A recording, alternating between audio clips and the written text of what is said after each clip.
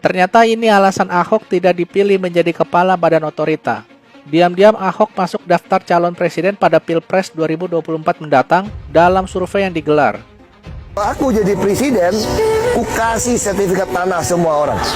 Cuma 6.000, kenapa enggak semua kasih sertifikat? Bapak Ibu jadi orang kaya semua, pihak milik. Nah itu pepatah Cina kuno yang ngajarin aku. Kalau huruf hoki, beruntung, itu adalah bawahnya petak sawah. Jadi kalau Bapak Ibu mau hoki, mesti punya lahan. Jadi kalau punya duit lebih, beli tanah.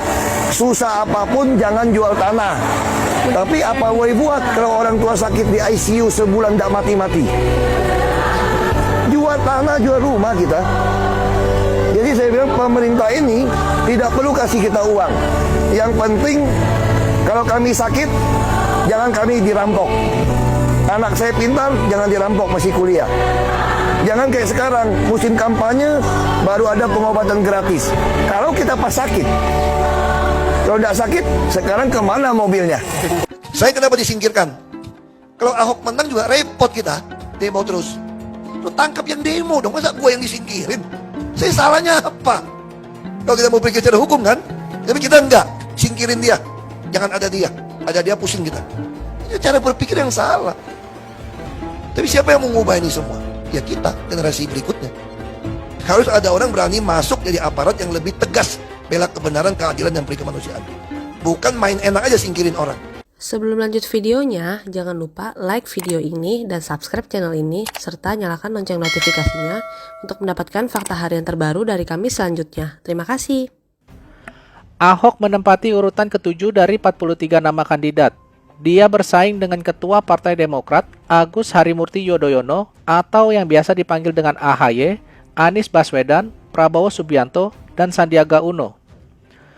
Meski dia sempat ditekan oleh lawan-lawan politiknya, hal itu tidak membuat Ahok surut dalam berpolitik.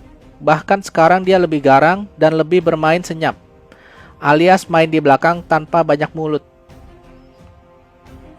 Kehadiran Ahok dalam dunia perpolitikan sempat mengguncang Indonesia.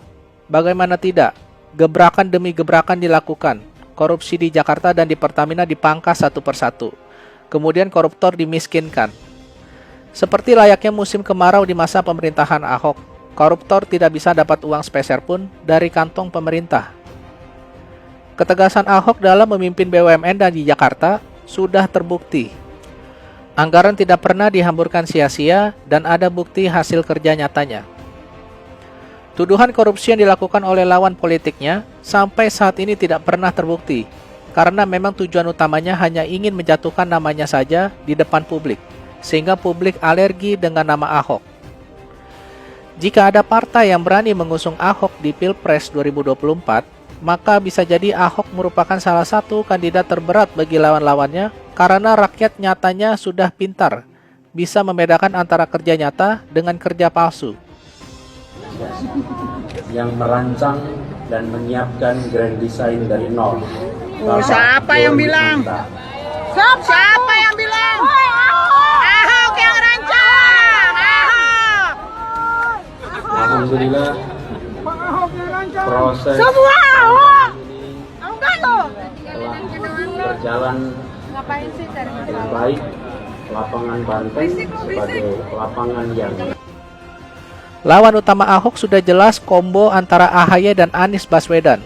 Sepertinya bakal seru jika memang AHY, Anies Baswedan, dan Ahok bertemu berhadapan secara langsung di Pilpres 2024 seperti saat pemilihan gubernur lalu.